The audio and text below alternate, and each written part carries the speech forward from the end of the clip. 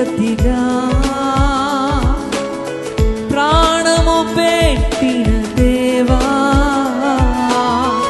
నీ సత్యమాత్యములో నన్ను నడిపిన ప్రభువా,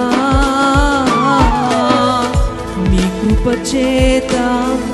రక్షించినావే, నీ రుణమునే తీర్చగలనా, నీ కృపచేత రక్షించినావే, నీ రుణమునే తీర్చగలనా.